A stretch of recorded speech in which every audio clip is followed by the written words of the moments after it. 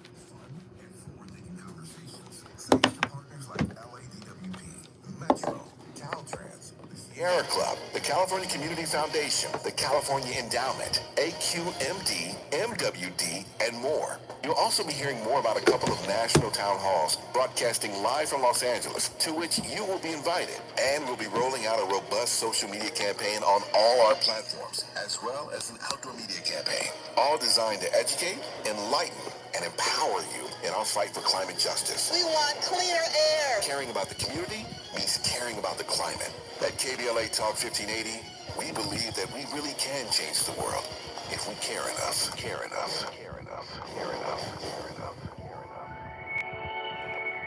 Hey, so I'm calling your show, 'cause I need to know. Show me which way to go before I throw my man out the door. Okay, hold on a second, teacher. Just let me ask Ronald exactly what's going on, because it takes two to tango, and I need to hit his side of the story. So she's driving me insane, got stress heavy on my brain. She keeps playing silly games, and I'm about to bring the pain. We seem to fuss and fight every day and every night. Please give some advice so we can see the light. See the light.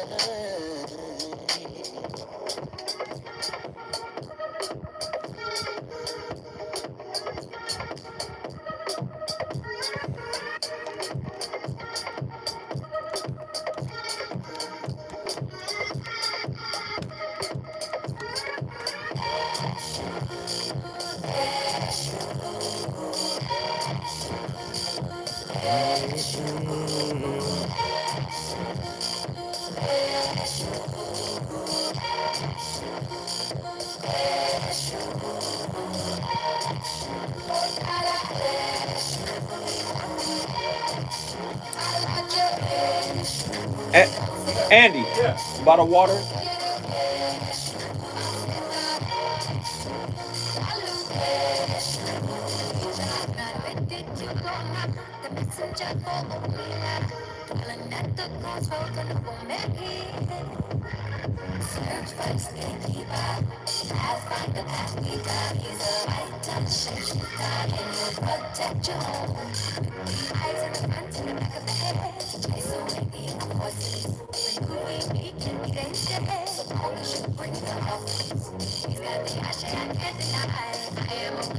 Thank you, bro.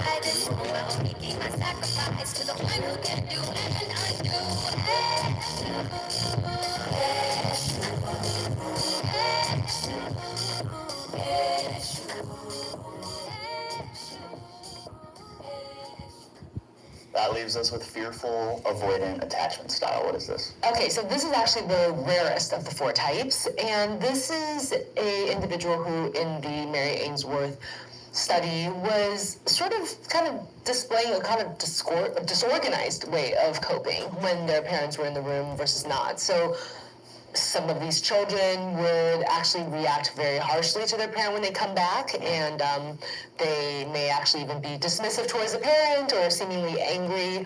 Other times they seem not to care all that much when the parents came back, but when the parent was gone and the video was still rolling, they were very distressed without the parent. And yet when the parent came, they acted like they didn't care about the parent. And so it wasn't like one type of cohesive style. And as adults, fearful, avoidant people tend to have a more dialectic about their need for other people. So on the one hand, they really want the close relationships. On the other hand, they kind of don't want it and fear it and don't want to invest a lot in it. And so they kind of bridge this big spectrum, and they may act differently depending on how they're feeling at a given moment, which to other people feel erratic because they don't really know how to predict this person's behavior. And sometimes people who are fearful avoidant as adults, they tend to be a lot less stable for their friendships as well. Like they have maybe a small group of friends who, you know, they feel more comfortable giving to, but then with other people, they can be very dismissive. So in some ways, they kind of embody both of the preoccupied type and the dismissive avoidant type to some degree. Right. I just wanted to jump in real quick and say thank you for watching our YouTube videos. But did you know that you're just scratching the surface? Whether you're a patient here for yourself, or you're here for somebody else, or perhaps you're a mental health professional, we can help you along your mental health journey at medcircle.com. There we have a variety of membership options available that will give you access to our video library that has more than 900 titles. You'll also be able to attend live weekly workshops and get your questions answered by the same doctors you're watching here on YouTube. Use the links in the description of this video or just head on over to medcircle.com. All right, now let's go back to the discussion. Are there common co-occurring mental health disorders that you could find with someone who has this attachment style? So people who are fearful avoidant, in general, they are the ones that confer the most psychological risks of all of the 4 types. And so they are a little bit more prone to anxiety, a little bit more prone to depression, and a little bit more prone to other types of relational issues. And one of the most common ones that is associated with the fearful avoidant type is borderline personality traits, and particularly the dimension about fear of abandonment. So actually, in many ways, fearful avoidant types are actually even more afraid of abandonment than the preoccupied types. But unlike the preoccupied types, they're not willing to give over their entire sense of self to be in a relationship. And so they have a fear of abandonment, but they're also kind of more resolute in that they still want. Oh, Lord. Oh. Listen, I am trying to help us all crack the relationship code.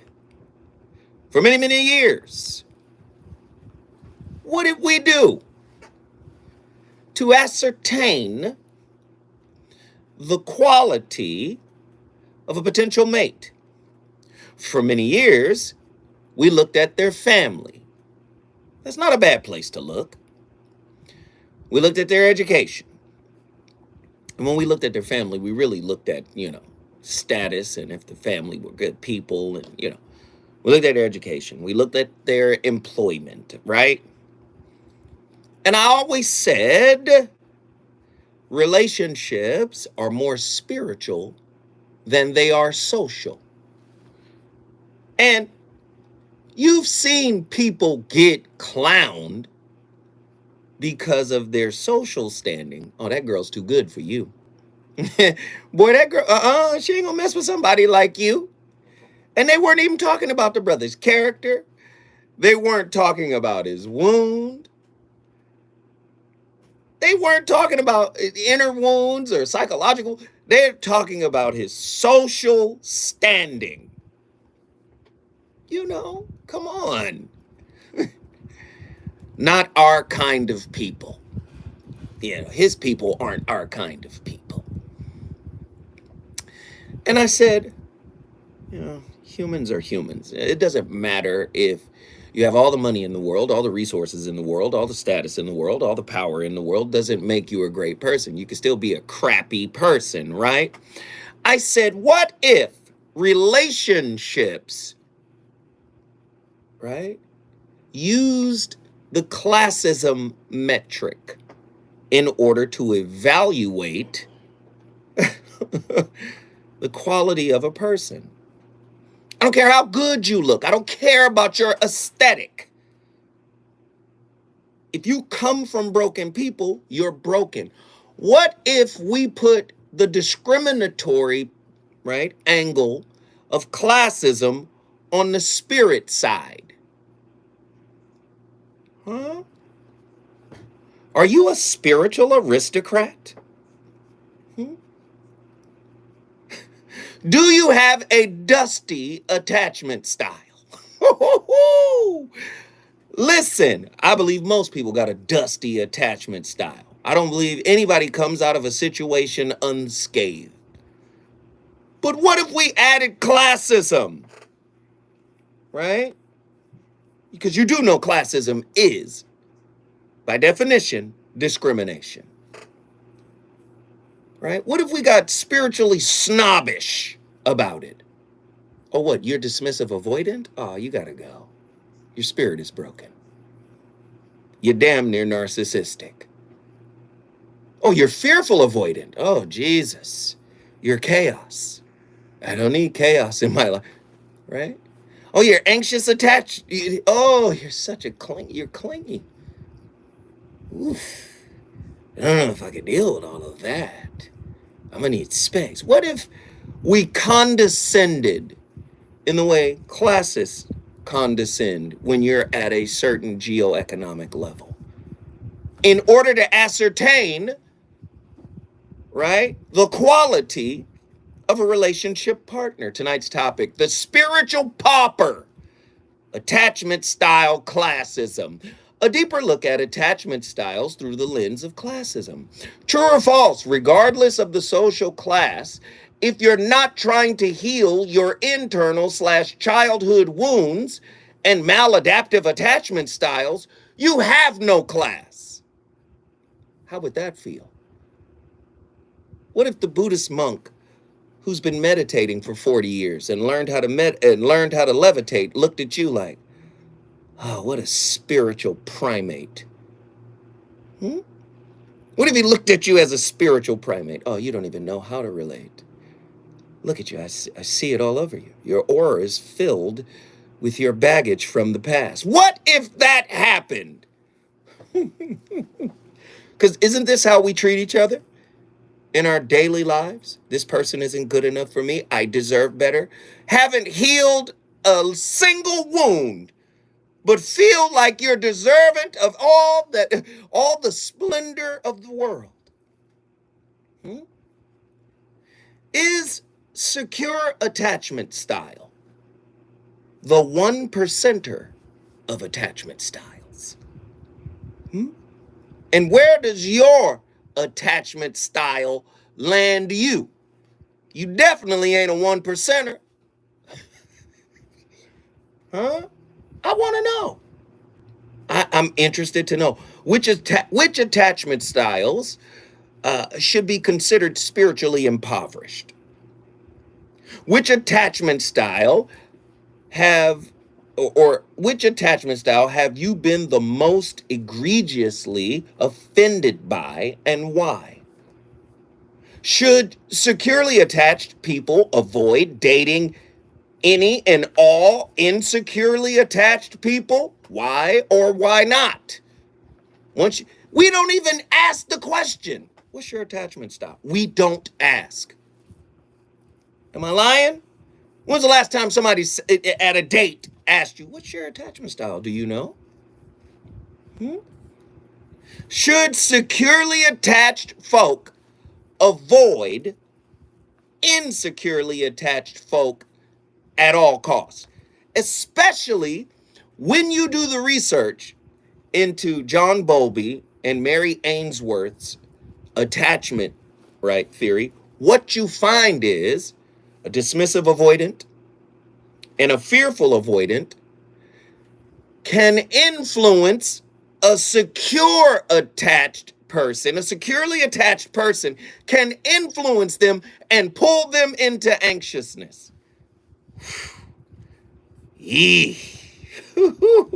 Are you really securely attached, or just deceptively cosplaying as a so-called confident and stable individual? How would you know? See, relationships aren't about games.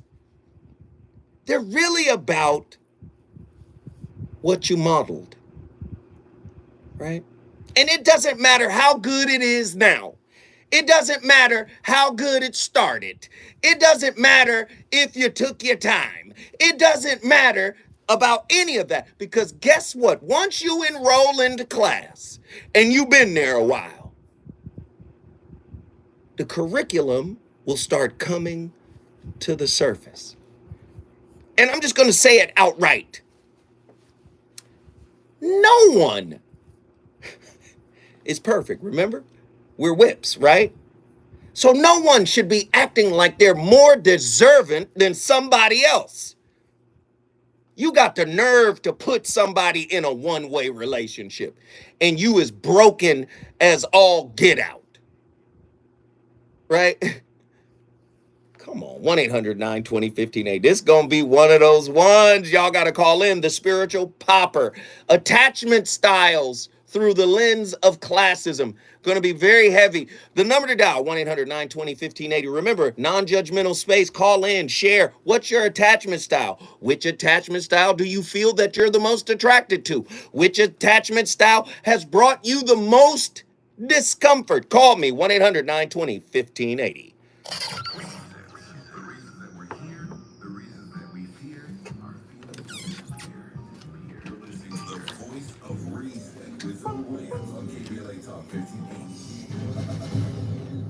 We must understand the politics of our community, and we must know what politics is supposed to produce. This election year, KBLA Talk 1580 is the place for politics. Unapologetically progressive politics. And we've got two of the best and brightest to help you cut through all the noise. Weekdays at 1 p.m., it's a More Perfect Union with Dr. Nicolai Corte. And at 4 p.m., it's Ariva Martin in real time. He's the university professor and distinguished member of the White House Correspondents Association. She's a best-selling author and Harvard-trained civil rights lawyer. And they are both here every day to help guide you through all this year. Because you know it's... Oh, the topic crazy, right?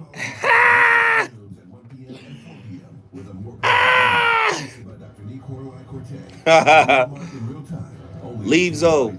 Let Zoe think of some topics. I'll come up with something crazy. But thank you for your help on it with some questions. Hey, what's a good song to start with? Oh, I got something for you. I was gonna say CeeLo. Which one? Crazy. Crazy? I got that in the queue. You do? After this one. Nice. Nice. Huh. Yo, everybody in the chat. We had a very light day on the super chat during the Zoe Webb Morning Show. That's my largest audience, even though YouTube is trying to, mess with it. Yo, listen, I need y'all support. Here, right? Here on the YouTube channel, down at the bottom of the chat, okay? There's a $. Please support big time. We like to do at least $100 on our broadcast. Also, if you're not comfortable sharing and giving through the super chat, moderators assemble. Moderators, please, moderators, please put my Cash App in early and often. Please send $3, $4, $5 a pop. Send it to my Cash App. Show your support. The Cash App I get today. YouTube I get once a month. So, you guys want to help me? Let me know.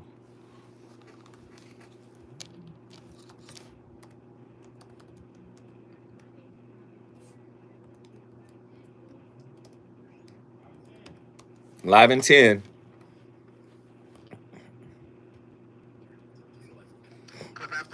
Yep.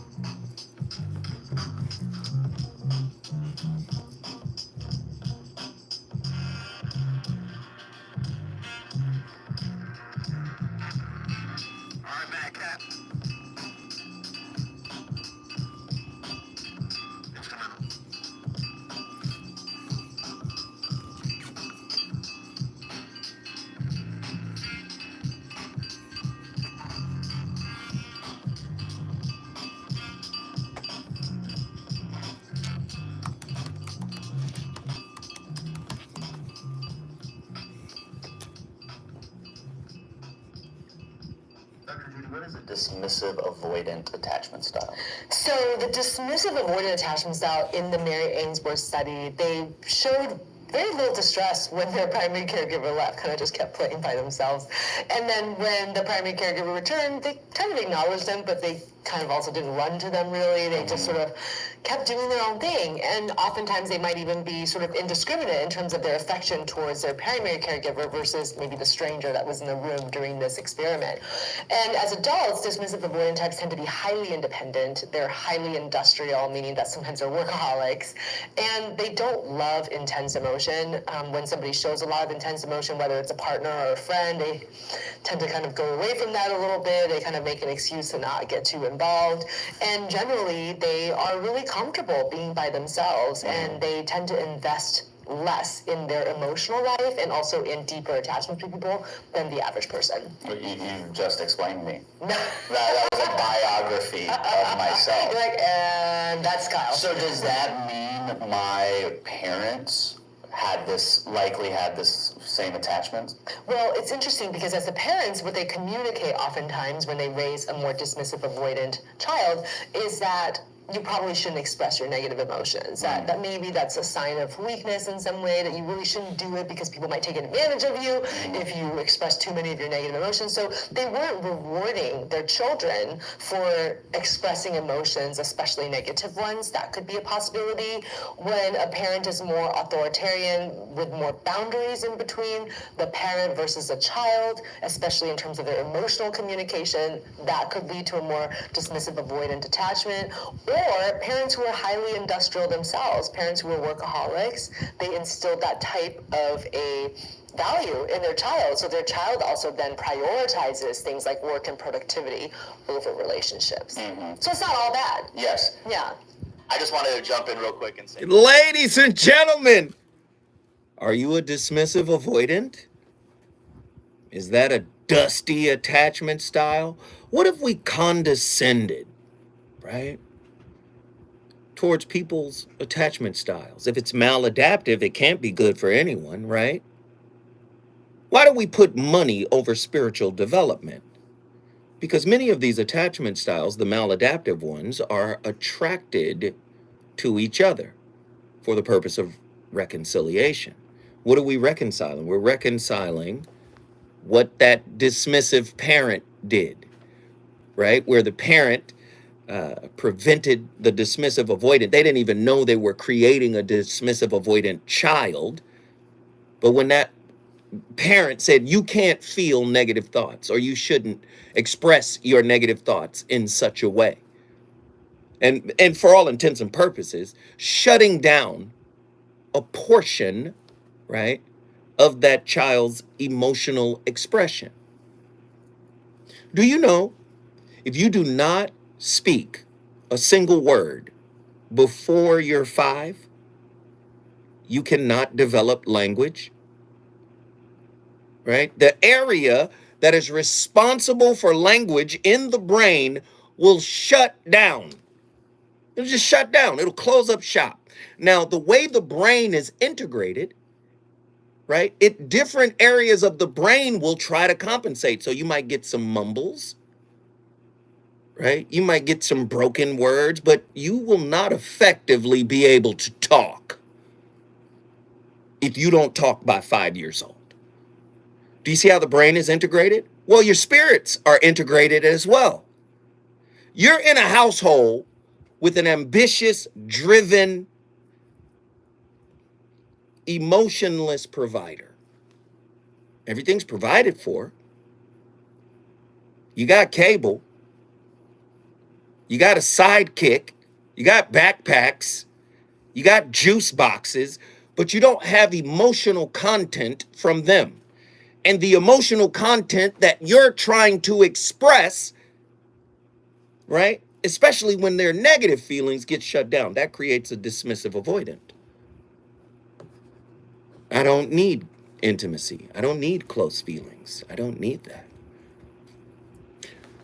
Rooted in the foundational works of John Bowlby and Mary Ainsworth, attachment theory provides a lens through which we can understand the dynamics of bonding, intimacy, and security. However, When we overlay the complex fabric of societal classism onto this framework, a new dimension emerges, one that illuminates the intersection of attachment styles with issues of privilege, power, and inequality.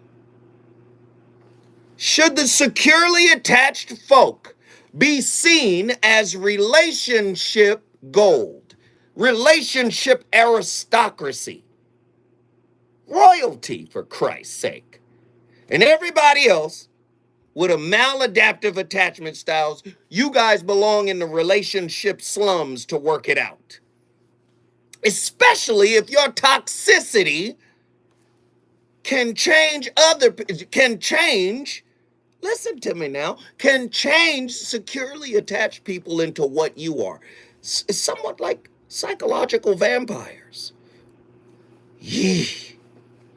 At the pinnacle of attachment styles stands secure attachment, often regarded as the 1%er of emotional bonds. Just as the elite 1% hold economic power and stability, individuals with secure attachment exude a sense of emotional security, trust, and resilience in their relationships. Their ability to navigate interpersonal connections with ease and trust mirrors the confidence of those at the top of the social hierarchy. But those with this privilege of secure attachment come at the cost of overlooking the struggles and challenges faced by those with different attachment styles. Slumming relationship, houseless relationships. That's who the maladaptives are if we're looking at it through the lens of classism. But that's not how humanity works. Humanity should have grace in it. Remember? We're all whips. Remember? We're all works in progress. Remember? Right? Do we remember that? To error is human. To forgive is divine. Right? Spirituality is at the core of intimate relationships. And we're supposed to use that spirituality to untangle the knots of what we modeled. When we come forward, the voice of reason is going to the phone lines. Hey, Andy, I like the instrumentals. Yeah, Pete Rock, we might want to stick with that. Let's stick with that.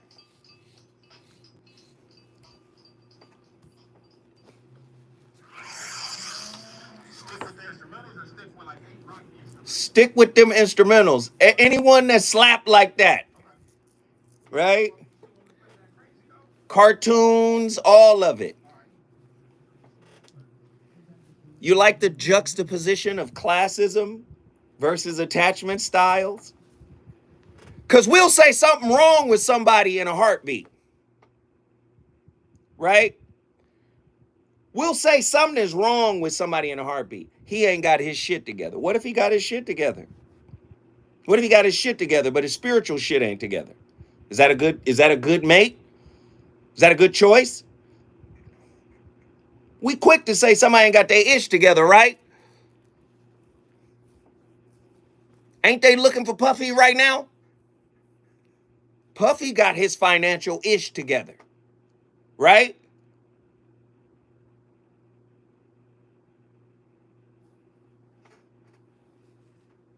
Am I muted? Can y'all hear me?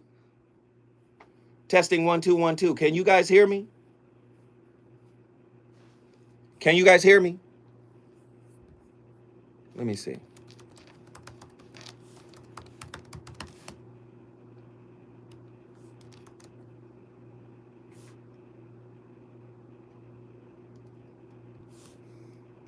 Okay, cool. So you can hear me. So I don't know who the fuck he is. He probably need to get deleted.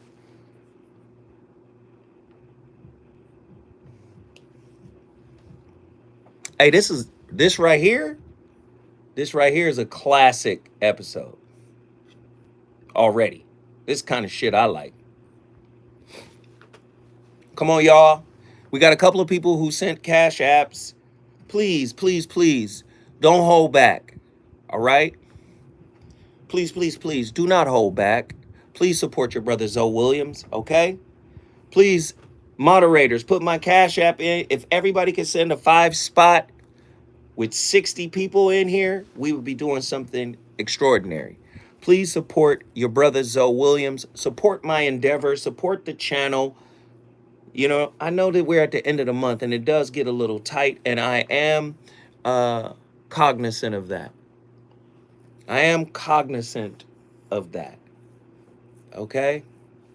But please continue to support, guys. Everybody who sent the cash app, everybody who hit the super chat, greatly appreciated, greatly welcomed. Thank you so much. I appreciate it.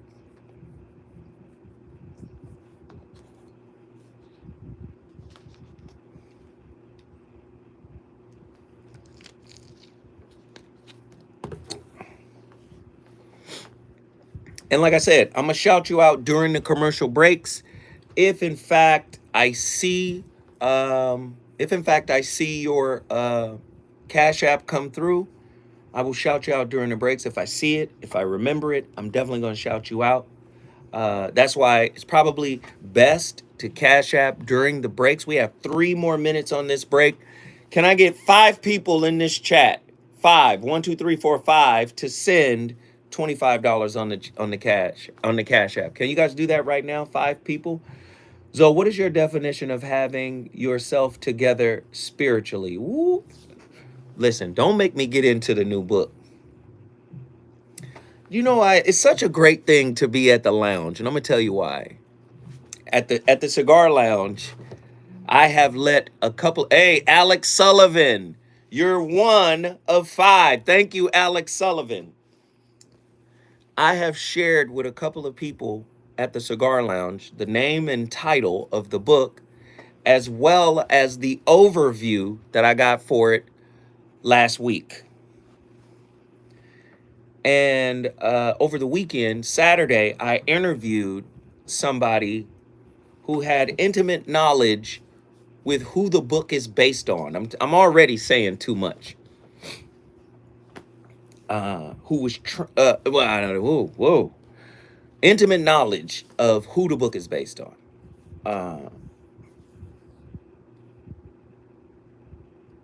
And when I tell you it's about to be amazing, when I tell you, listen, we got 1 minute before we go live. It's going to be crazy. The new book is talking about what Mimi's question purports, right? And I will get into a piece of it. What up, Gator?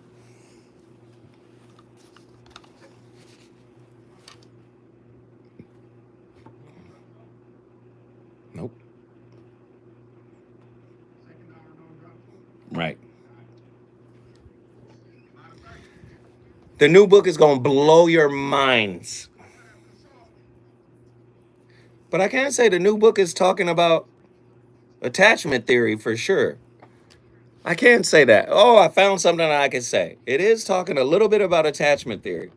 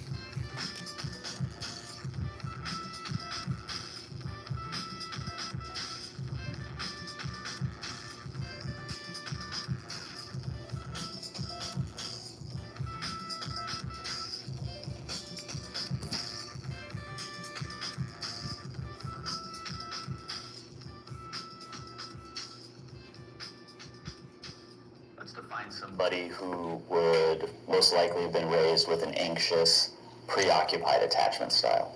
Okay, so in the original Mary Ainsworth study, these were babies who, even when their mother was in the room, they still seemed kind of clingy and distressed. And so once the mother left, it was like all hell broke loose. They were very, very stressed out. They would be probably crying the entire time that the mother was gone. And once the mother came back, they were not easily soothed. I mean, they, of course, were happy to see the mother, but despite the mother saying, I'm here, I'm with you, they're still crying, and they have a really hard time being able to return to independent activity. And as adults, these individuals will oftentimes have a great difficulty navigating relationships. They tend to be really needy. They tend to ask for a lot from their partners in terms of nurturance. In some ways, they don't have a stable self-esteem internally, so they have to keep getting validation from people, and it's like almost a few minutes later, they forgot that validation, they have to seek it again. So oftentimes these individuals will end up in relationships in which they're not very happy. They've given up all kinds of their own needs and wants to satisfy the other person's needs and wants, and they still feel like they're left out in the cold. And these individuals are also more at risk for abusive relationships because, again, their need for nurturance is so high that they're willing to succumb themselves to extremely distressing situations to not be alone. And these individuals, oftentimes as adults, you'll see them kind of hop from relationship to relationship. They're serial daters. They have a hard time being alone, and when they're alone, they become very distressed. And it goes for friendships as well. So they prefer to be with their friends instead of by themselves, and they will put themselves in uncomfortable situations just to not be alone. So even if all of their friends are doing something that they really don't want to do, they'll go along with the group as opposed to staying home alone. I hope you're finding value in this. Ooh, why she talk about me like that? Oh, Lord. Yeah, I grew up with that attachment style. And there are vestiges of it that still exist.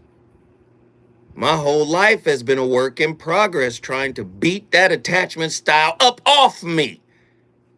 This is real, y'all. This is real. And the anxious preoccupied tend to attract the avoidant types. The people who are less likely to pour into them. Yikes. Typically, that's because they say the anxious preoccupied attachment style, as well as the avoidant types, they see something in each other that they lack. So I'm using John Bowlby and Mary Ainsworth's framing here, right? To speak about the spiritual stuff I've been talking about for 2 years now. March 28th makes 2 years of the Voice of Reason. So this is me talking about, when you hear me say relationship is a mirror, where the biofeedback you get from your partner is your personal curriculum. Or when you hear Dr. Jashana Johnson say, oh, our nervous systems are relating. This is what that means. So when the spiritualist or the shaman says relationship is a mirror, we're mirroring each other. So you see, the avoidant types want to be like the preoccupieds, the anxious preoccupieds. You know why? Because the preoccupieds can really empathize.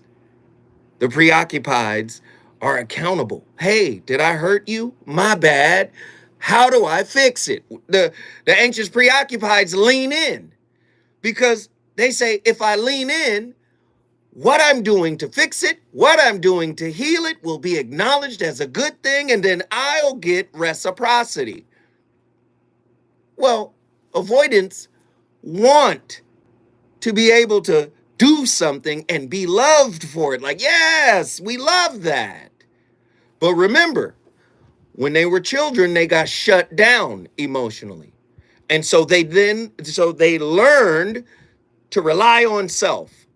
To be self, I don't need nobody. I don't need relationships. I don't need nothing. I like being alone. I can handle this myself. They pull back when intimacy falls in. But the anxious preoccupied also wants to be able to pull back too.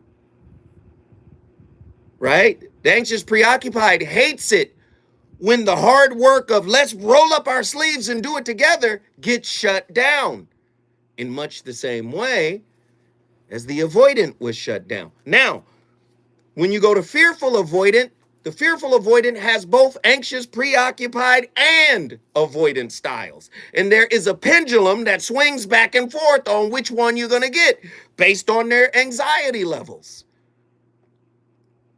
Do you see? This is why they call the fearful avoidant style, sometimes they call it disorganized, because you don't know what you're going to get. You don't know what it is, a box of chocolates. You don't know.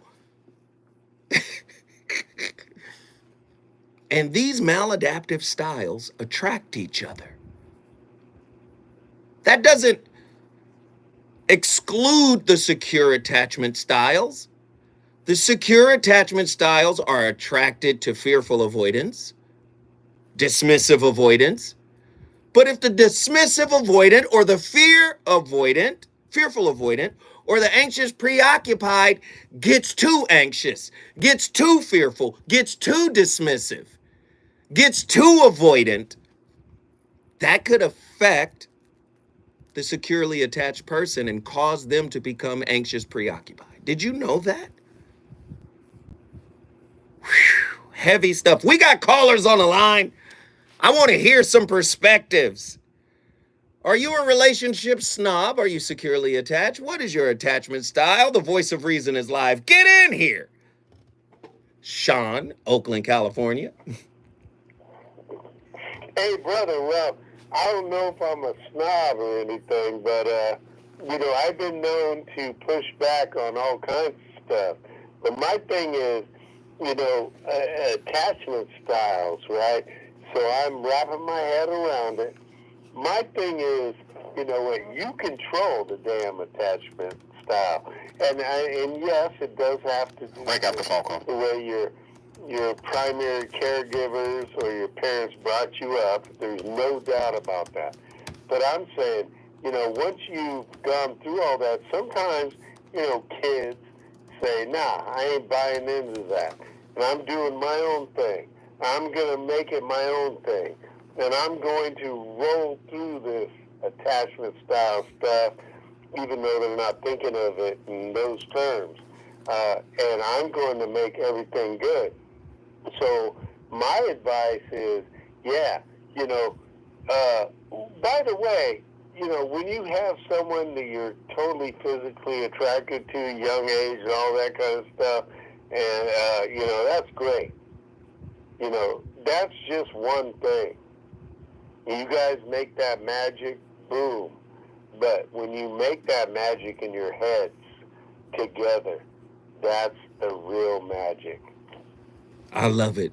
Thank you, Sean. Guess what you just did, my friend? Love you, brother. I brought Oakland in the building. Town business is in the building when we come forward. Listen, let me just say this. I love all of the callers. They're like characters on a TV show. I just love when I hear from the callers. Call in and let me know your thoughts on tonight's topic. When we come forward, we're going to Houston, Texas. You already know what it is.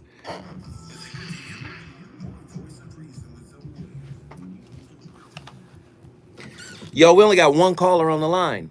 I want to hear from Nzinga. I want to hear from Pretty Brown Mimi. Share, you said you feel like you're a mixture. Call in. Let us know. Talk to us. I want to hear from the brothers. I want to hear from Truemonger. Come on in, y'all. I want to hear from L.S. Jefferson. Call in. Question H. Call in. KB, your car agent. Call in. I want to hear from y'all. Get at me. Get at your brother Zoe Williams. I'm alive and well. Let's get it.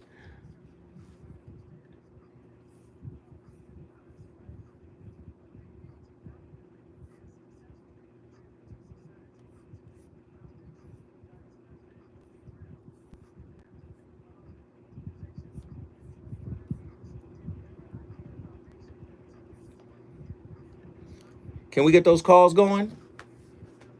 Can we get those calls going? What's happening? Y'all get to it. Hit the like button. Why are we so lethargic today? Let's go. I'm excited. It's Monday. Let's go. Y'all not excited? Y'all don't really like this topic? So, when are you going to touch on answer? What did I just say? I said I have an answer for your question. It is in my new book. Are you not listening?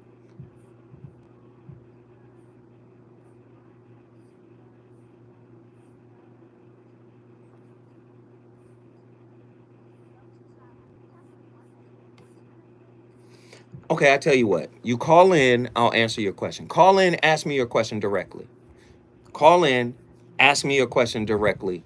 I'll answer it.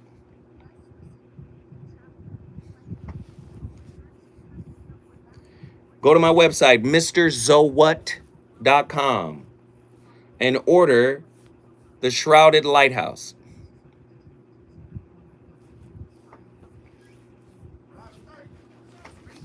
Call me right now. I got lines. Call me right now. I think that'll be a good question to answer online. On live.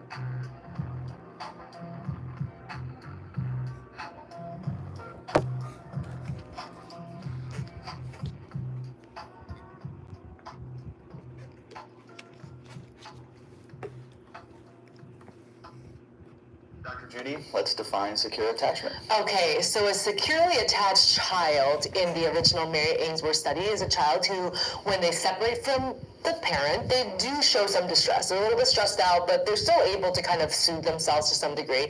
And then once the parent comes back, they're so excited to see the parent, they give the parent a big hug. And then after that reunification, they go back to playing on their own and then seem relatively happy.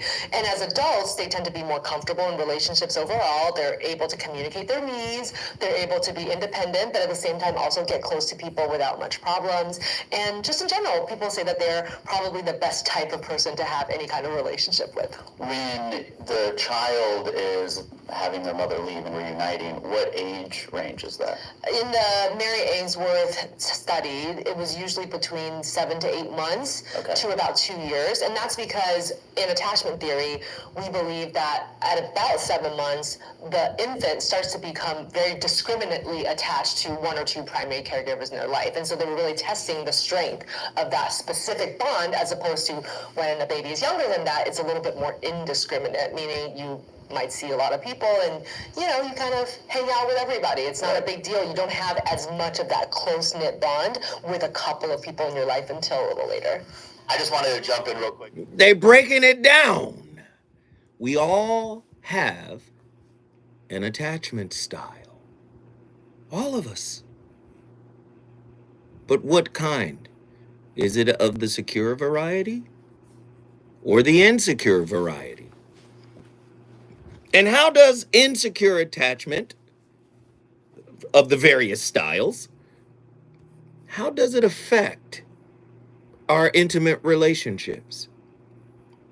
And if we looked at it through the lens of classism, if you have a quote unquote broken attachment style, because you know we like to call people broke, right? If you got a quote unquote broken attachment style, what makes you deserving of anything? Right? What if you use to pull yourself up by the bootstrap motif, right? You're dismissive, avoidant. Get out of here. You're a commoner. You're a spiritual pauper. Get out of here. All you're going to do is hurt people with your style of relating. What if we were like that? What if we were discriminatory like that when it came to attachment styles? The way we are when it comes to class, right? Of course, it would be egregious. Of course, it would be disrespectful. Of course, it would be, you can even say, it would be inhumane. Of course, that's inhumane. But we do it when it comes to money. Look at P. Diddy. You know how many people ain't said nothing about P. Diddy? He's a billionaire. Socially, he's together. You remember how you say, man, I can't wait till I retire, because then it's smooth sailing. This man been smooth sailing with money and status and power and position for over 25, 30 years now. But does that make him a good person? Does that make him healed? I don't know anything. Everything is alleged. I don't know nothing. But the stories that are coming out, the raids, right? Raids on his homes, LA, New York, Miami. Do you understand? Tells you. The girl Cassie done came out, said some really disparaging things, and a lot of others. So would he be spiritually impoverished if we were looking at attachment? What is his attachment style? Woo. Do you understand what I'm saying? This is heavy stuff. We like to judge people based on what they have as opposed to who they are. You can have that booty. You can have that hourglass shape. You can have that cocoa brown skin. But if that spirit is bankrupt, I don't care who you fooling. If we're looking at it through the lens of classism, right, you're not ideal for a relationship. The great Dr. Mark Goulston put it this way. He said, the person that is incapable of understanding the deep power behind the consciousness of forgiving is not worthy of relating. See, we forgive punitively. We don't understand that forgiveness is for ourselves. We think forgiveness is, in Monopoly terms, an I control you now card because you've offended me, because you hurt me. And if I can't control you, if I can't extract certainties and guarantees out of you, then I can't deal with you no more. Forgiveness doesn't work that way. Forgiveness understands humanity. Forgiveness exists because of humanity. Now, forgiveness doesn't mean stay with somebody who hurt you over and over and over again. It doesn't mean that. But forgiveness is a self-healing consciousness tool. That's what it is. Not a I can control you because you hurt me card. Right?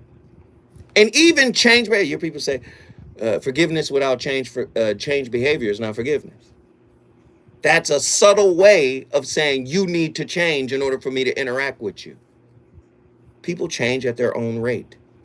People heal at their own rate. People understand at their own rate. You should never use these highly powerful spiritual concepts to extrapolate control from another. That's just not how it works.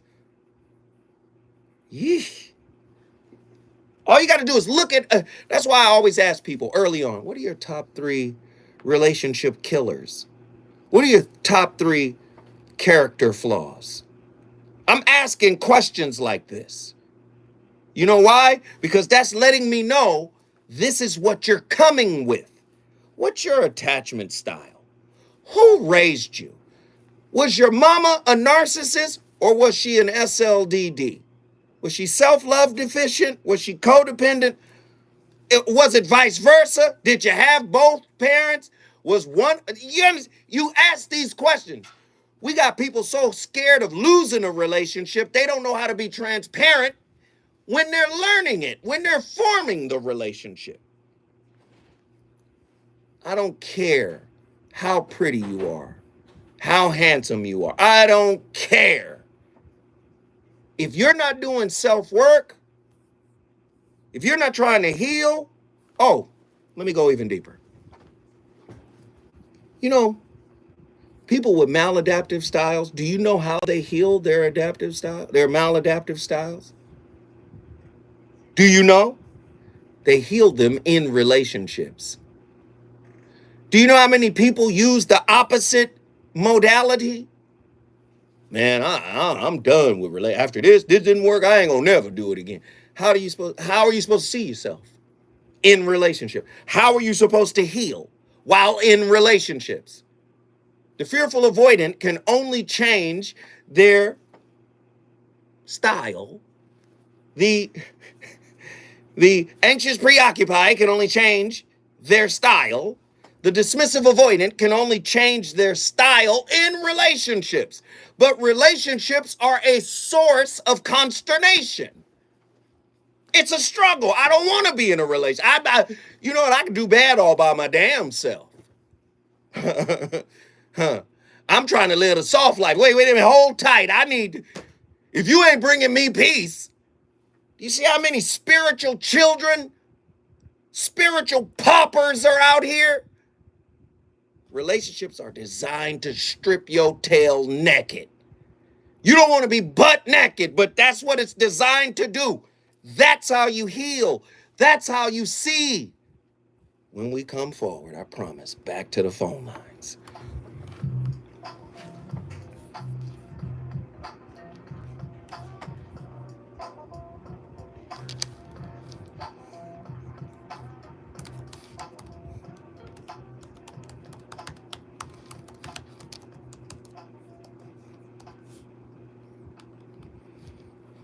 KBLA 1580 Santa Monica.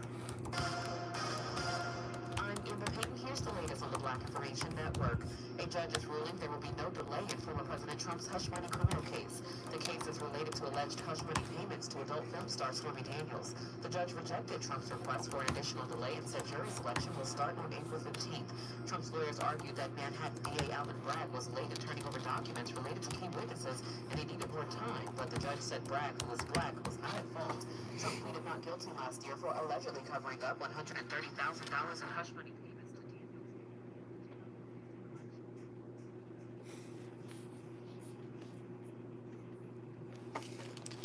Yo, what up, y'all? Everybody good? Everybody good? I hope everybody is good.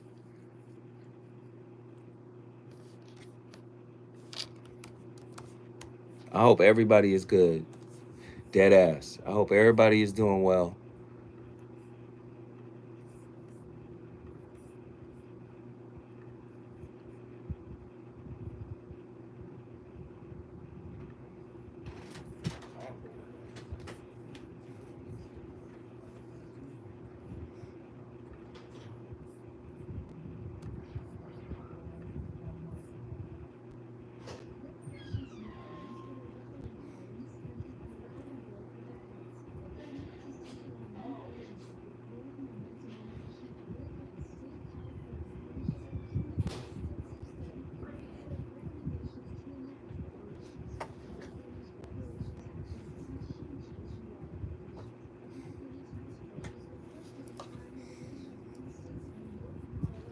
Are you guys enjoying today's topic? Talk to me. Talk to me, family. Are y'all enjoying the topic tonight? What are your thoughts? Put up an emoji. Let me know. You're not live yet. I've got a couple minutes. Hey, Good to see you, love. I miss didn't get you to say already. bye. I know I I miss know. you too. But I'm tapped into your YouTube, so I know what's up. You on the dig? Mr. So What? You on the board, Drove Stovey, so I'm gonna see you. You figure deals? I tapped in. I know where to look. You tapped in. That's how it works. I need to hear this. Thank you. I'm glad you guys are enjoying tonight's topic. It's important for me to create content that inspires, that uplifts, right?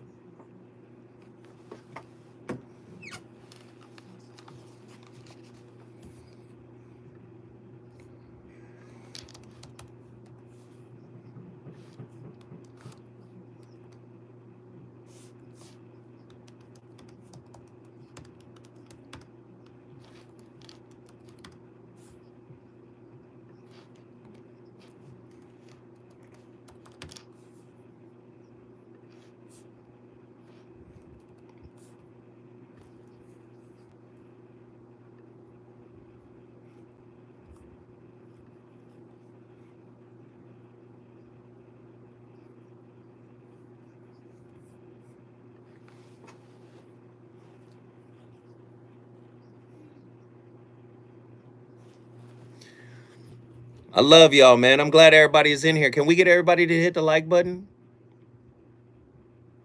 Yes, we healing.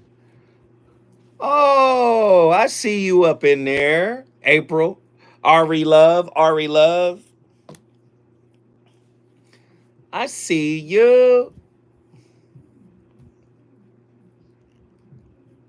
Spiritual stalkers. Hey. Attila, you hear that topic? Spiritual stalk. Yes, let's do that. That's crazy. Let's do that. Yeah, let's do that. Black love still exists. What are your bedroom turnoffs? Fantasies and fetishes. Financial infidelity. Let's do that. Attila, let's do that. Are they worth the wait? Trust me. That's crazy. How about the heavy snap? The child was weird, and you still had to pay child support. It's a very heated topic. How is that right? Mama's baby. Call in, Abel. Abel Aaron, call in. Talk to us.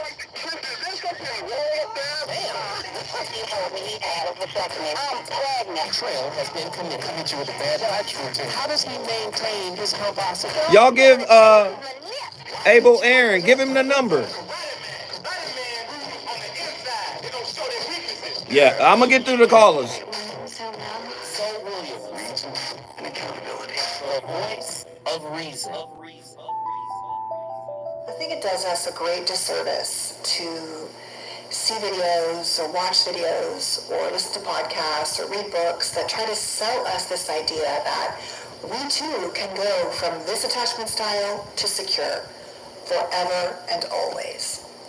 As someone who has truly nerded out and read so much research around attachment theory, and I know it's not a perfect theory like everything else in psychology in the world, the general idea of the childhood that you're in shapes your body, your nervous system, and your relationship expectations. The last one you sent me? The floater? Yeah, I need that for this section. For this one right here? For this section. Where we might struggle in relationships with ourselves and others. But I don't like this idea that, people are saying, this is how I went from, let's say, anxious to secure forever and always, like I said, because I just know with every ounce of who I am that it is.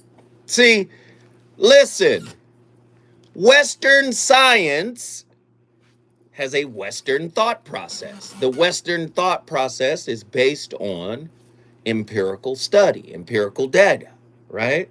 It's based on the scientific method. Things have to be replicable, right?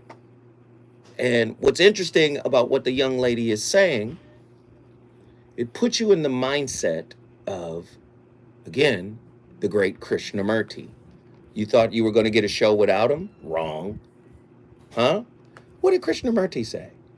She's saying, oh yeah, I started dismissive avoidant, or I started fearful avoidant, or I started anxious preoccupied, and now I'm forever securely attached. Listen to what Krishnamurti has to say. There is no end to relationship.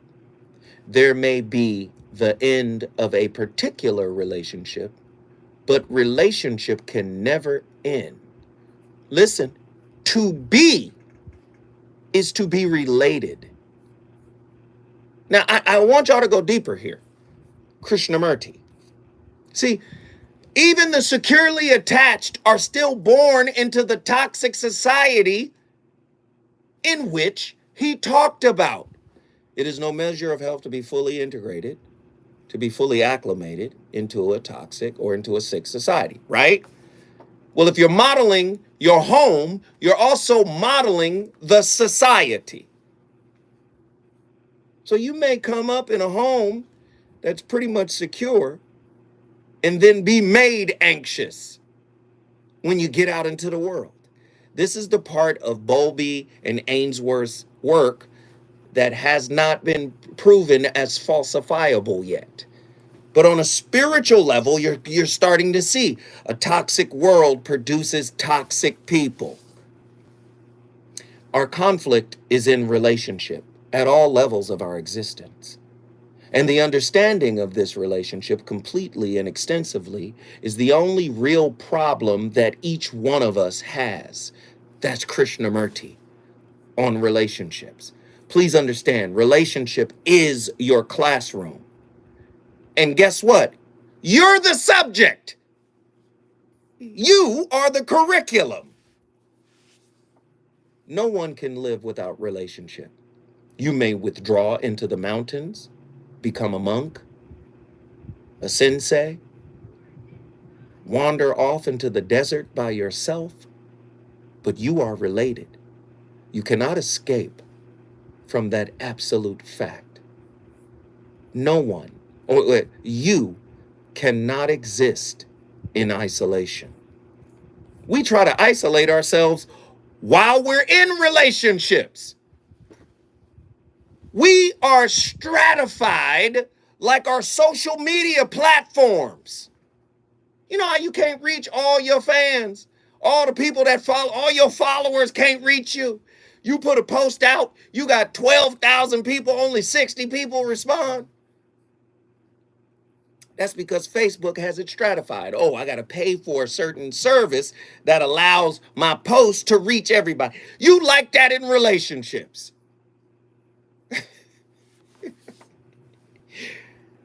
In relationships, there can be no dominion or submission. It must be a sharing of love, a sharing of joy. Here's the biggest piece. A sharing of pain. Once your partner causes you pain, he, she is the villain. Tell the truth. Once your partner hurts you, for most people, that's murder, she wrote. They're going to hold on to that hurt. They're going to hold on to that resent, and that's going to corrode the relationship over time. For most people. Right? Ain't that dusty? That's spiritually dusty, right? Am I wrong? Is that spiritually dusty or no? Okay, cool. Here we go. We got callers on the line. Let's get them in here. Who's been on the long? Attila, Houston, Texas. Get in here. Yo, what's up? What's happening? I'm good. What are your thoughts on tonight's topic? Well, you know, this has been really, really good. I'm liking how you framed everything. Mm-hmm. But I wanted to kind of speak to something you mentioned about the whole I deserve. Lord, I don't know why that irks my soul when people talk about what they deserve. It sounds like begging to me. And I'm gonna tell you. Go ahead. I'm listening. I'm gonna tell you why. Because I feel like people are often looking to be served instead of having the heart of a servant, right? So I've talked about this a lot. And the issue with that is, you know, if I really see myself as that person, as royalty or whatever, I don't need to beg to wear a crown. Ooh, So I think when we're talking about attachment styles, there's certain things that each attachment style, insecure attachment style, is longing for, right? To me, what I know is the anxious avoidance, I can spot it a mile away. They need that validation. And it's not like it's naturally coming to you. You are looking for, searching for, fishing for this validation. For fearful avoidance like myself, I think we often tend to look for stability within other people because we have a hard time regulating within ourselves that same stability. And for dismissive, you know, they're looking for compassion, which makes sense why they would be interested in someone who's anxious, preoccupied, because they give it freely, but it comes at a cost. So, yeah, you got to give it back. We got a battery, don't we? Okay. See, that's the problem, though. That's the problem, though. You got to give it back. Nobody has to do anything. No, you're right. You're that's right. That we have yet, you get what I'm saying? Like, that's something we have yet to understand, right? Especially if you're not willing to give it to yourself. I think a lot of us tend to deal with spiritual lethargy, right? Or lethargy, however you want to say it. We be kind of lazy sometimes. Lethargy, I'm with you. Let's go. You cooking. Keep going. Yeah. You get what I'm saying? Like, we be kind of lazy because think about it. Like, you know, when you're talking about balancing out the dynamic, because I think that's the thing that makes us love a quality in one person and then hate it in the next minute, right? Like, we love the fact that the person is so attentive in the beginning and then we call them clingy later. Why? Because you can't balance, you haven't reconciled that thing within yourself. You don't know how to soothe yourself a lot of times if you're someone who's anxious, preoccupied, right? And so if you're kind of like the Energizer Bunny and just going, you know, someone who's avoidant might see that as attractive because they lack, right, that openness. But then they resent you for it later on. So I say all that to say that I think we really like seeing ourselves in the eyes of other people. And then the reality hits, and it's not that fun anymore, right? If you're avoidant, I think we should stay away from words like clingy because you're creating that dynamic, and it's also invalid in your eyes because you're detached from yourself. So someone clinging to you is foreign because you're not attached to yourself. It's like clinging to a ghost. It just doesn't make any sense. If you're anxious, the concept of detachment is invalid for you because you're enmeshed and engrossed in the other person. So, and then for fearful, it's hard for me to really come up with something because, again, we're just kind of schizophrenic. We're all over the place. But even though I feel like fearful avoidance get the bad rap, I feel like in terms of becoming, getting that little golden star of, securely attached, I feel like we would be closer. Don't fight the others. I feel like we would be closer for the simple fact that if you can learn to understand yourself and understand your cycles, then it's easier for you to balance it out because you have issues on both sides, and you can rectify it versus someone who maybe leads really hard to one way and could possibly flip to the other way in the event that they have an adverse relationship experience. But fire. That's all I got. Fire. Attila from Houston, Texas. Girl, she's committed. Guess what you just did? Houston in the building. Houston, Texas is in the building. If you want to bring your city in the building, all you got to do to join the party is call 1-800-920-1580. We having a real conversation.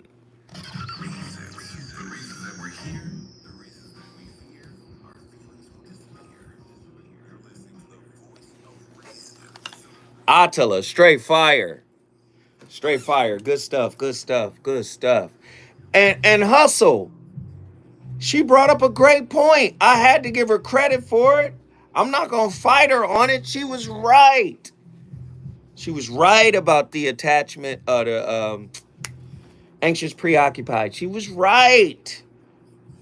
Listen, I'm not here to be right, man. I'm here to spark the discussion. We need the discussion, like, for real. Like, we really need to have it, like, the real deal discussion, y'all. So I'm with that. Like, you know what I mean?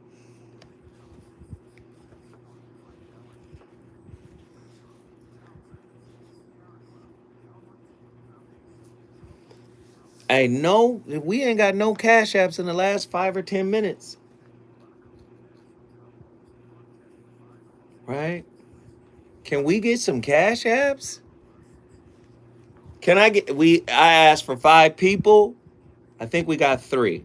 Can we get 3 more people to jump on the Cash App? Just send us a 5 spot if you have it. If you don't have it, I understand. But if you have it, please support. Moderators, please assemble and spam my Cash App so people can find a way to support, right? I would love for people to support the show. This content is unlike anything anybody else is talking about. Am I wrong?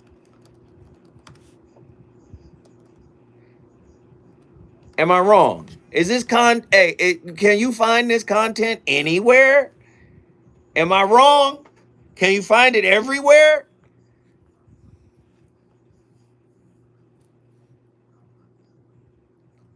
Pretty Brown Mimi, I'm still waiting for you to call.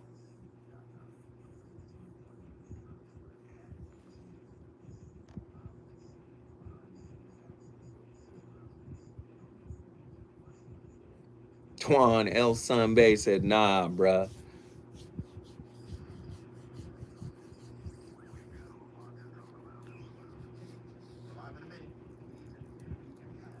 Not right now, Mimi. When I asked you, they were.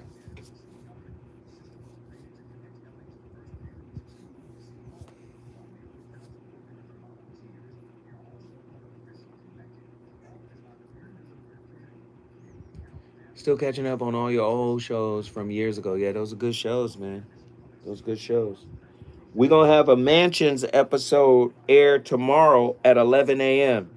We're going to have a Classic Mansions episode air tomorrow at 11 a.m. Truemonger just gave us $5. We asked for 3. We got 1. Can we get 2 more?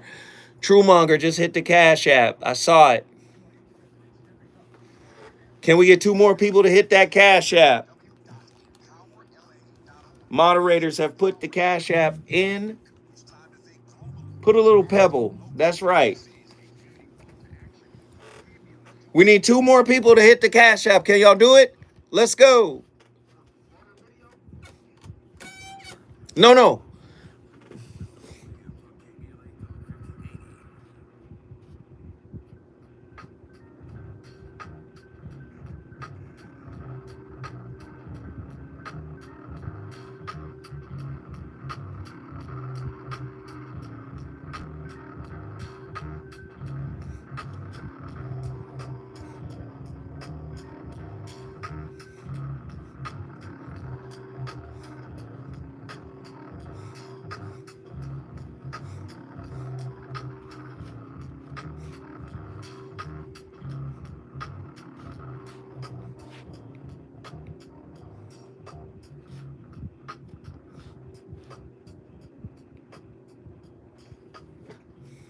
Classism is a form of discrimination that is based on social class or economic status. It involves treating people differently based on their background or the amount of money they have. Just like racism and sexism, classism can have serious negative effects on people's lives. Classism has a long history, dating back centuries. In the past, social classes were more clearly defined, with aristocrats and nobility at the top and peasants and laborers at the bottom. This created a rigid social hierarchy that was difficult to break out of. Today, while social classes are less clear-cut, classism still exists, and the gap between the rich and poor continues to widen. Can the same concept be applied to relationships? The laborers are on the bottom. Relationship is work. You heard that, right? You can't take time off. Well, maybe you can, right? But you can't constantly take time off. A relationship requires work. Because guess what? If you're not working on yourself, no matter how much time you take off for vacation, right?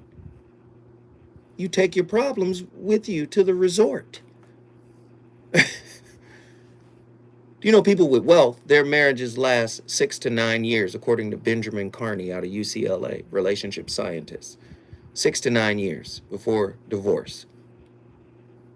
People with no wealth, their relationships last 3 to 6 years. So you got wealth. You just get 3 more years because you have leisure time.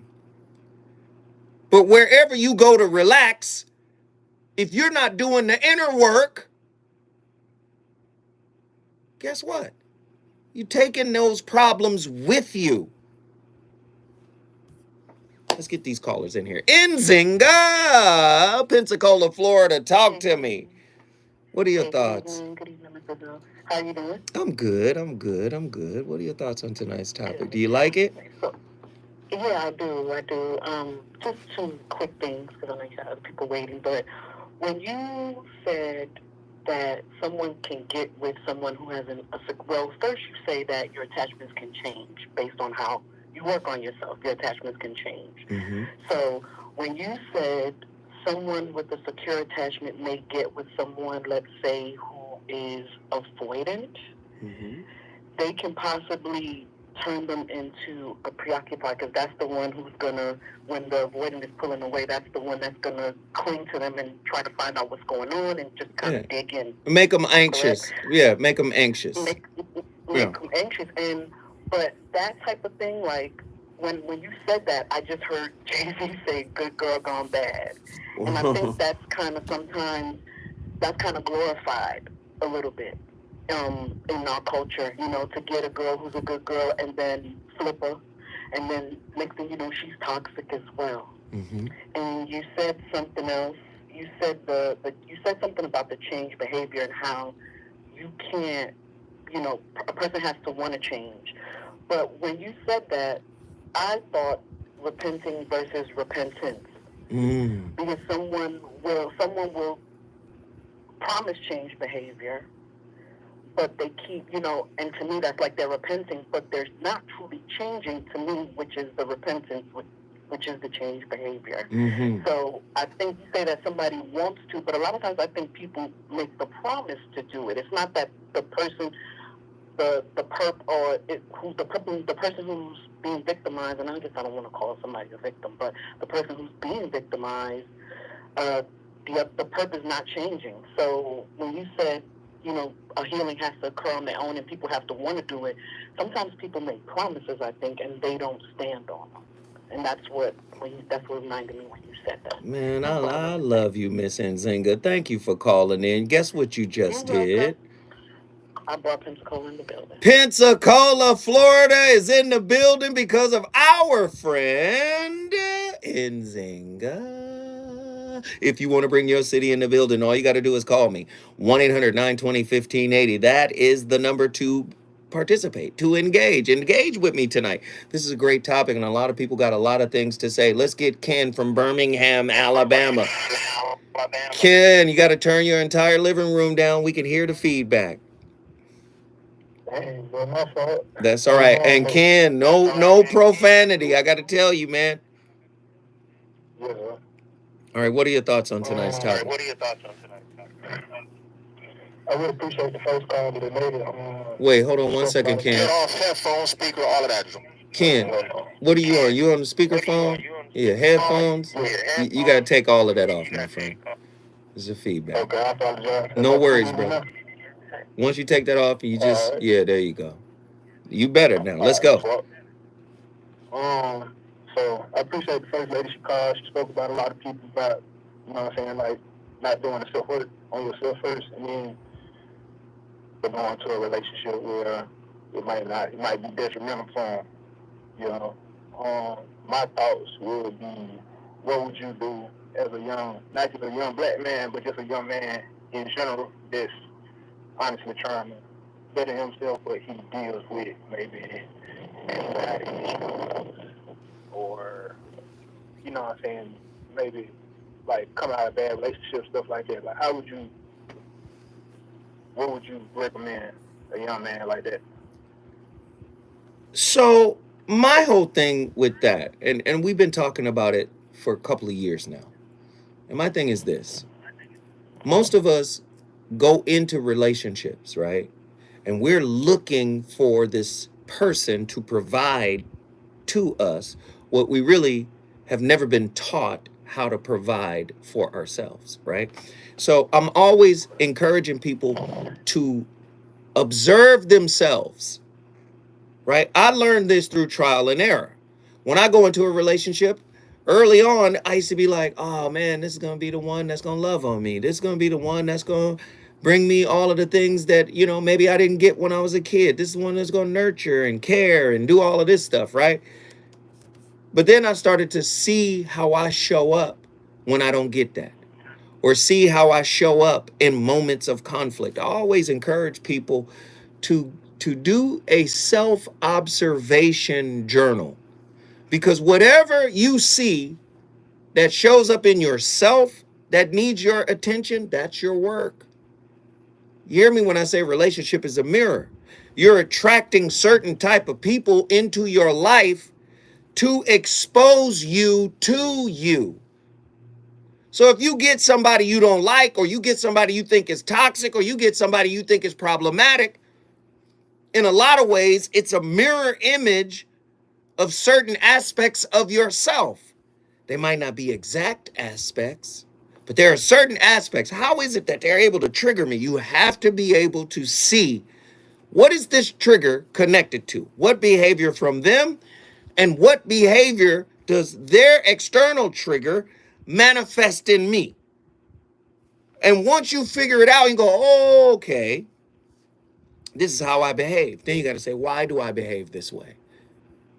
Oh, let's figure out who John Bowlby is. Let's figure out who Mary Ainsworth is. Let's figure out Dr. David R. Hawkins. Let's figure out Krishnamurti. Let's dig deep. Let's figure out Piaget. Let's go deep and figure out this relationship and this psychology stuff, so I can see what I modeled when I was a child, so I can at least be able to identify it and understand it when it manifests, and I might be able to mitigate some of the activity on my end. And if I can do that, I might be able to attract different types of people than the same lessons that keep coming through. Does that make sense? Yeah, it does, man. I appreciate you. I'm gonna look up them offers too. Hey, thank you, brother. I appreciate you. Ken, he brought Alabama in the building. If you want to bring your city in the building, all you got to do is call me, 1-800-920-1580. When I come forward, we're going to Dallas, Texas. We're going to Jacksonville, Florida. We got callers. Let's go.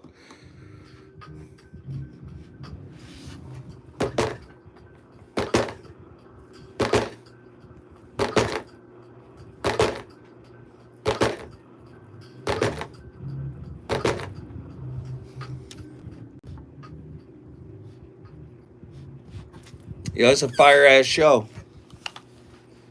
Do you know why this is why we can't get over relationship slights?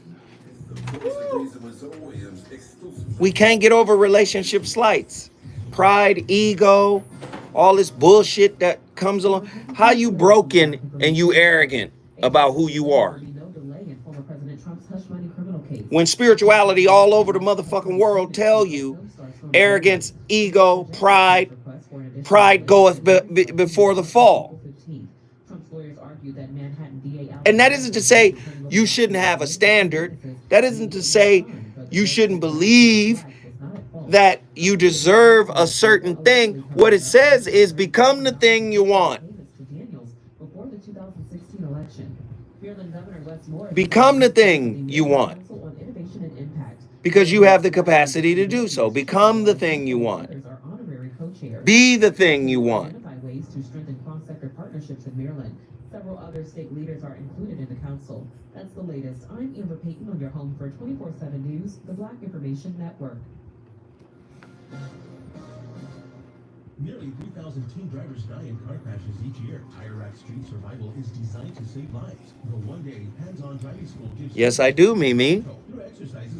One of those journals turned into the relationship dismount.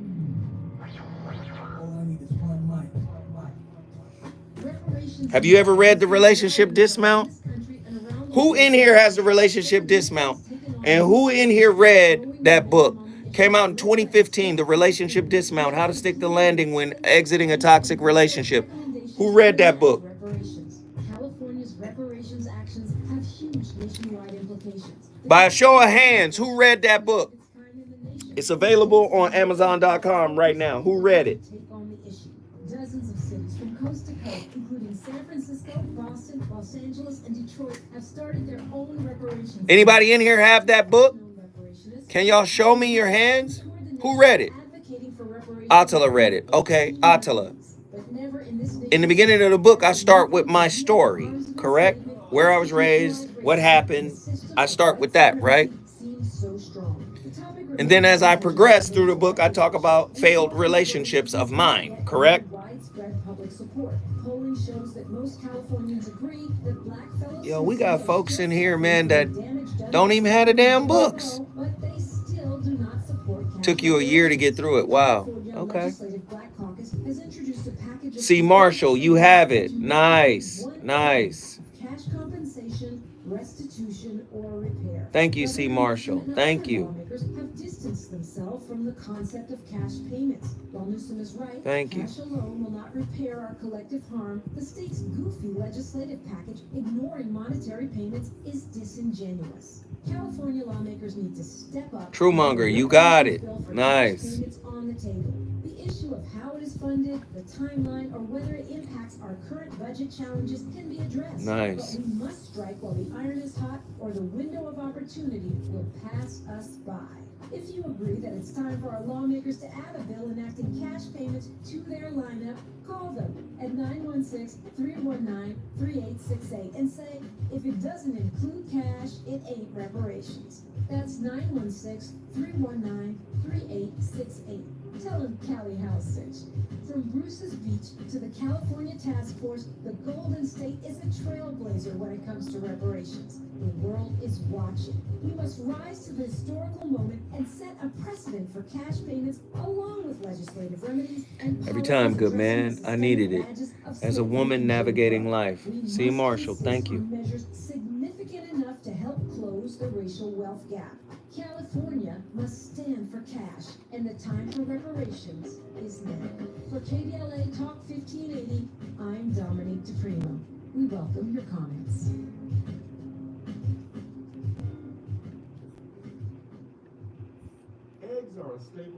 That shit hurt, but it was worth it. It was clear to me that my anger was a self-acceptance issue that I projected onto others. Nice. Nice. Plus 25% less saturated fat than ordinary eggs. Available in so many delicious varieties. Classic, cage-free, and organic. Eggland's best. Better taste, better nutrition, better eggs. And yo, this show flew by quick too. This shit almost over. You recognize that? These are the conversations you won't hear elsewhere. My guests are leading journalists, celebrities, and sports figures, elected leaders, and influencers. They aren't afraid to get into it and say the quiet part out loud. With Ariba Martin in real time, your commute just became the most engaging part of your day. Tune in weekdays from 4 p.m. to 6 p.m. or find us on YouTube. Ariba Martin in real time. When you want it straight, no chasing.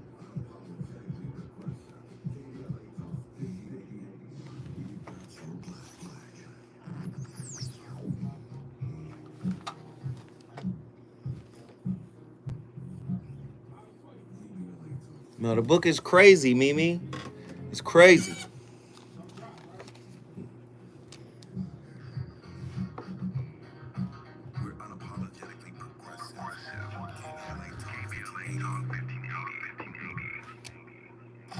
You're listening to the voice of reason with Bill Williams. Only on KBLA Talk 1580.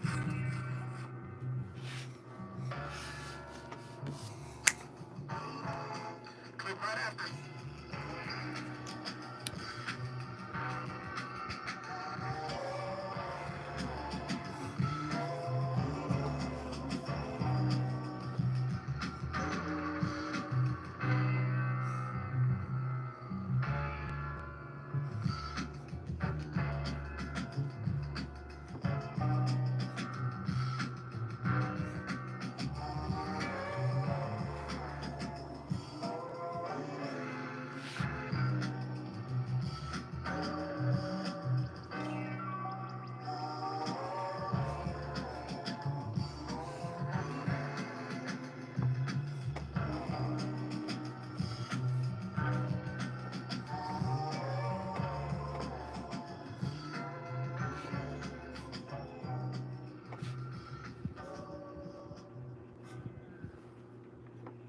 Do you ever think about why you're more inclined to attract or be attracted to certain types of people?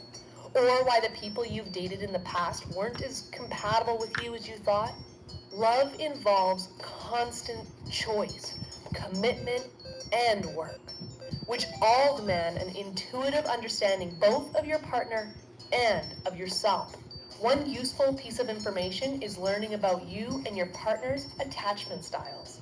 The intent of learning about attachment styles isn't to box love up neatly into categories, nor does it mean you're stuck with one attachment style forever. In fact, it's important to note that as time goes on, your attachment style can change from the way you evolve as a lover. If things have become fragile between you and your partner, realize that this is your chance to grow. Here are the 4 attachment styles in love.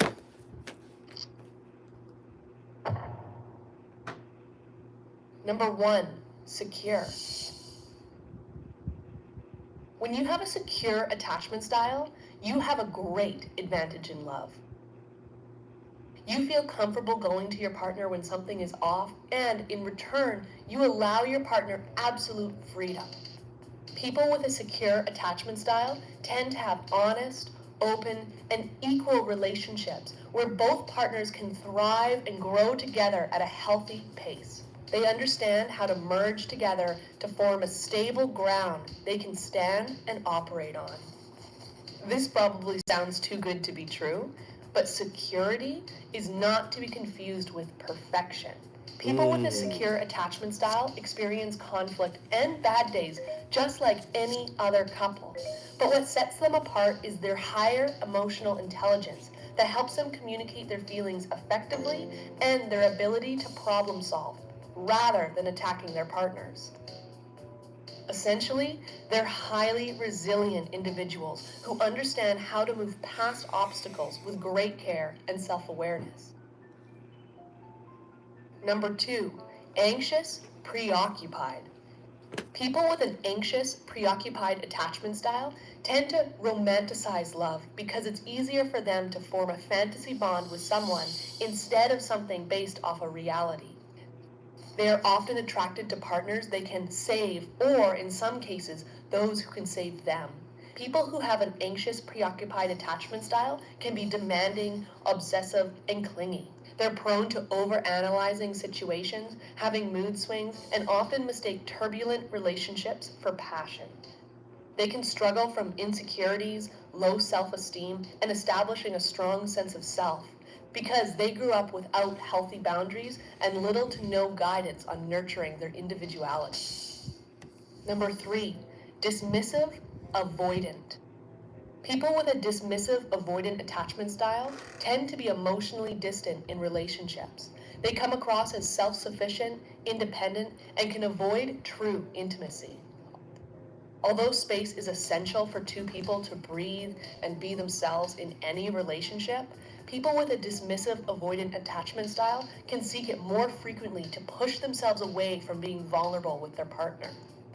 If at any point their partner threatens to leave them, they have the ability to shut their emotions down and pretend like they don't care. But extreme independence is an illusion, because humans need connection in order to survive. As a result, people with an avoidant, dismissive attachment style have very few close relationships with others. Number 4, fearful, avoidant. People with a fearful, avoidant attachment style experience a delicate mixture, fearing being both too close or too distant from their lover.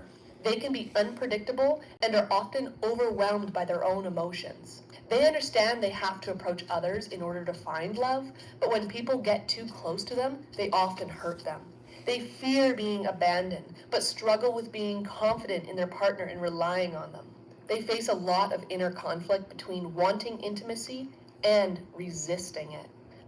As a result, they usually experience many highs and lows in relationships, cling to their partners when they feel rejected, and if not careful, can end up in abusive relationships. Similar to the dismissive, avoidant attachment style, these individuals have very few close relationships with others. Accepting what your attachment style is and recognizing... Oh, Lord! we all relationship spiritual paupers? Huh? Are we all spiritually impoverished? Is this how we cultivate self-actualization?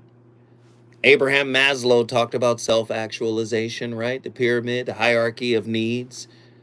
You know, the Westerner wants to practicalize spirituality. Oh, well, you know, once you have your basic needs together, then you can ascend to the state of apotheosis. Then you can ascend to this state of self-realization. But that's not always the case. If you're not doing the inner work, we are born spiritually struggling. We have all the wealth in the world. We have to mine for it. We have infinite spiritual wealth. We have to mine it. If you don't mine it, you don't get it. So because we're not taught this in school, we've aggrandized unrealistic expectations for our partners. If you just behave this way, if you just provide this way, if you just show up for me this way.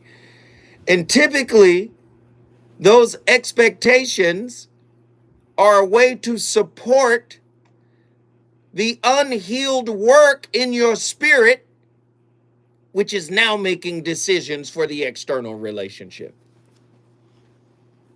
You know, well, I'm used to doing it this way. I'm used to being this way. So if you could just understand that, I'm feeling triggered. I feel attacked. Good. That means something is coming to the surface for you to take responsibility for. When we come forward, Dallas, Texas, Jacksonville, Florida.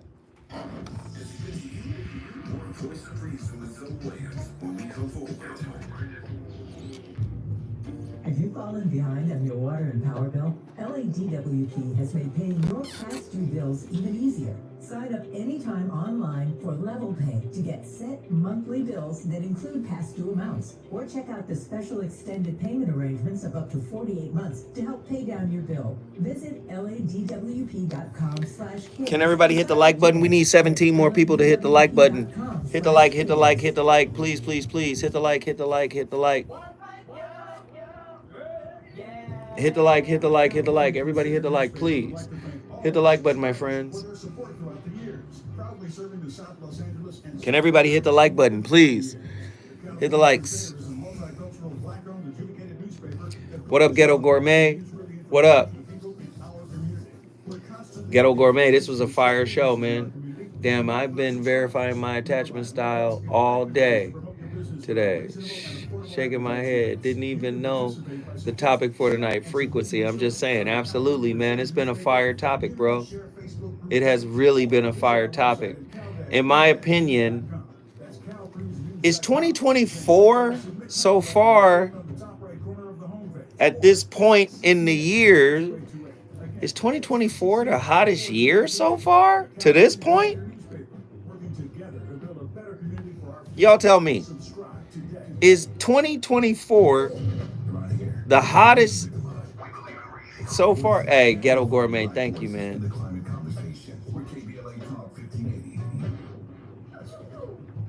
That's right, Ghetto Gourmet.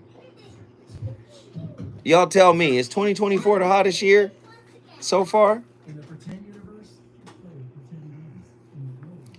I mean, 2023 was fucking blazing while you bullshit.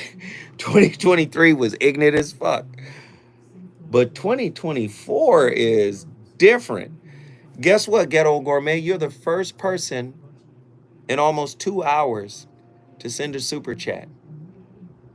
You're the first and only person to super chat for this show. We got $5 on the super chat, and that's the $5 you gave us, brother. Thank you, brother. Much appreciated, my friend.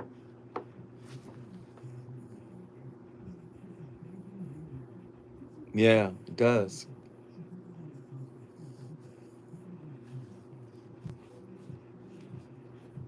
Dead ass. Dead ass. Only $5 on the super chat for this show. Dead ass. No, we got 5 Cash Apps, though. That's right. 5 Cash Apps. That's right. This the last one? Okay.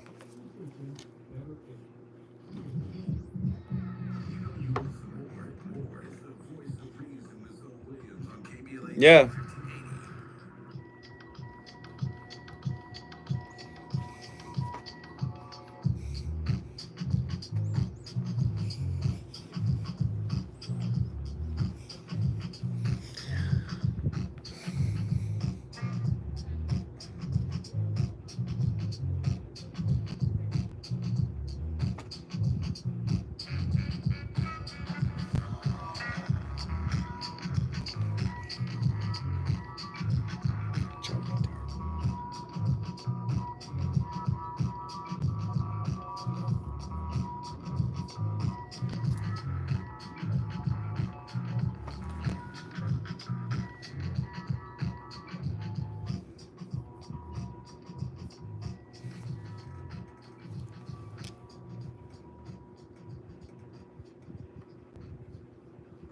So first and foremost, I want you to imagine that you, as a human, because of the past experiences you go through, you get programmed with these key programs I'm going to mention. Number one, basically the idea that connection is scary and it makes you unsafe. And this is because the dismissive avoidant, they come into the world and we're wired biologically for attunement, for connection.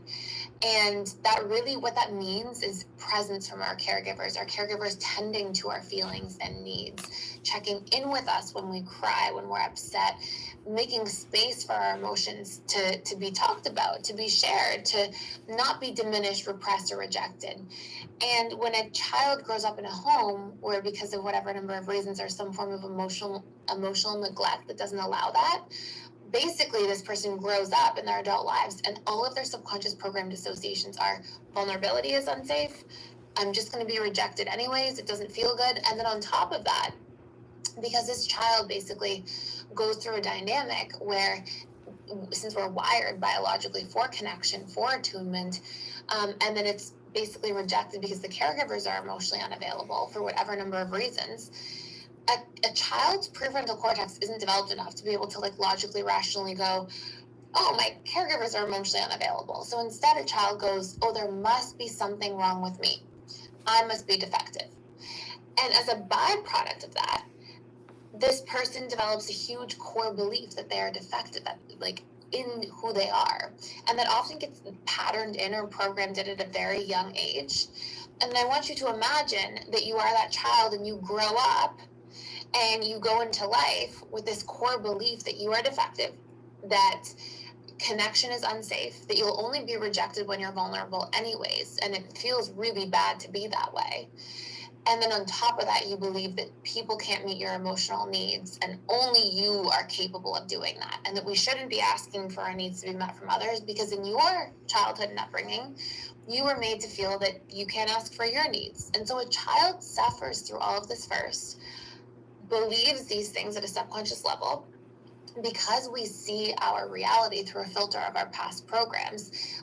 Even if we're in the same objective reality, for example, we're not experiencing the same objective reality. We are experiencing a subjective interpretation of our reality based on this lens that contains, which is the lens being our subconscious mind, contains all these unique programs because of our past experiences. And so we see through that lens. And if your lens says vulnerability is unsafe, I am shameful at my core. And what does shame make you want to do? Think of when you feel ashamed. The first thing that the emotion of shame makes us want to do is hide, withdraw, protect. So, of course, we see some of the patterns as a dismissive avoidant that exist, keeping people at arm's distance so that, A, you can't, let's pretend I'm not dismissive avoidant, A, you don't see that I'm defective at my core. I don't want to be seen too much by you.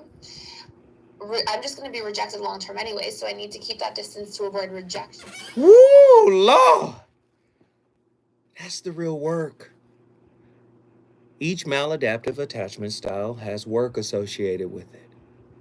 Whoever is born that way isn't born to be judged whether it's anxious preoccupied, whether it's fearful avoidant, whether it's dismissive avoidant, disorganized, attachment style. Nobody is perfect, and nobody should be judged by their imperfections.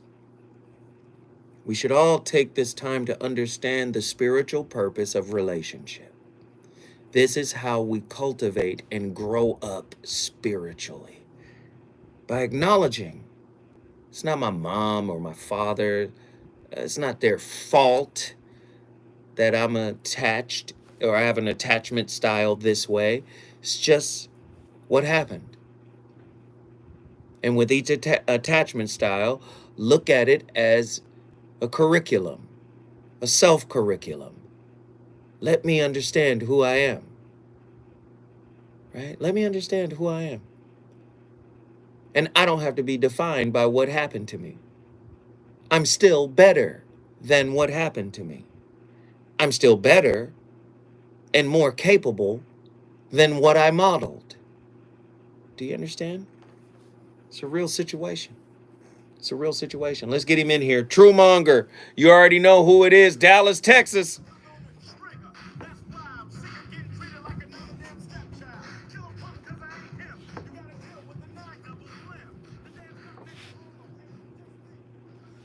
Yeah, True Monger. Come on, man. We gonna keep your theme music on, man. Talk to us. Oh boy. Which attachment styles are spiritually impoverished? Yeah. Man, I think people will find fault with all of them. Even secure. Yeah. Yeah.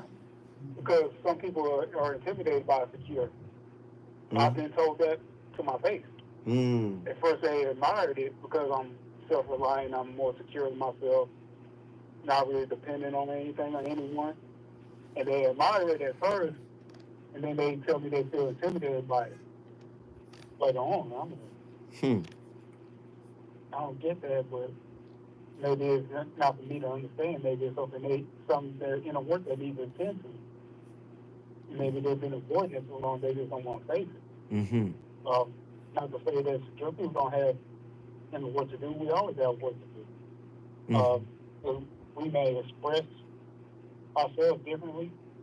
Our attachments might not be ideal for some people because we can stand alone and not be bothered by it. We have people walk away from us and not be upset for a little bit. We'll bounce back from it more often than not. Some people aren't just going to deal with that. I think all of them have been impoverished to some degree. Some just need more nourishment than others. That's just my opinion. I love it, brother. I love it. And guess what you just did, man? Dallas, Texas is in the building. National discussion every night. The fire is always lit. We got one more. Let's get on down south. Mimi from Jacksonville, Florida. Talk to us, Mimi. Hey, Joe. Hey, everyone. How are ya? Don't play music for me. See how you do. Yeah. Okay. You never gave us a song. We don't know. Oh, okay. You don't remember. It's okay. It's okay. What is? Wait a minute. What is? Here you go. Hey, so I'm calling your show. There you go. Thank you. You're welcome. Thank you. All right. That's a great show. Thank you. Here's my question. What is your definition of a spiritually together person? So, what's very interesting, my definition comes from several sources, but let's start here. We're talking about attachment, right? And it was the Buddha who said, attachment is the source of all suffering, right? So it didn't take me very long to wrap my mind around it. Whatever you're attached to, whatever you modeled, right, can be a type of prison. Do you understand? Can be a type of prison, especially if it's maladaptive, right? So then I started doing a little research, checking out Abraham Maslow, and he talks about the pyramid of hierarchy, the pyramid of need, hierarchy of needs, and at the top of it is self-actualization. And then I started studying Paramahansa Yogananda, and Paramahansa Yogananda was talking about self-realization. And then I started studying Buddhism, and they started talking about moksha. And I started studying Hinduism, and they started talking about nirvana. And all of those elevated levels of consciousness bring me back to one understanding when it comes to this spiritual question you asked. Freedom. It was Krishnamurti who made it the clearest. Freedom from the known. You have attached to toxicity and you've made it your norm. Do you know how much we love our mama and our daddies? And they toxic as all get out. It might be covert toxicity. Oh, well, he didn't beat me, but he may not have emoted enough for you. Do you understand what I'm saying? Like, he may not have shared enough. She may not have shared. She might have been too controlling. She might be covert narcissistic. Do you get what I'm saying? We always catastrophize. Oh, well, at least I didn't grow up in a house with rats and roaches, and at least I wasn't getting abused every day. You get what I'm saying? But many people don't understand the more subtle forms of abuse that you may have modeled. You get what I'm saying? You may have had everything you needed. You had the lunch box. You had the Lunchable hookup. You had it all. You had the peanut butter and jelly little circles. You had everything except what you needed for your spirit to soar.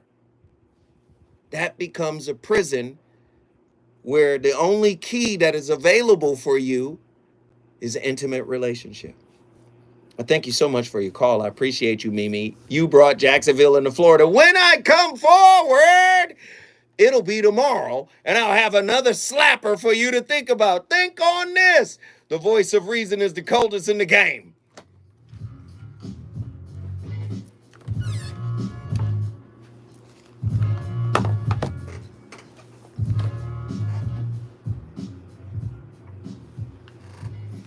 Yo, great question, Mimi. Hopefully my answer helped you a little bit. I appreciate everybody for tapping in. Number love. See y'all tomorrow with another one, yo.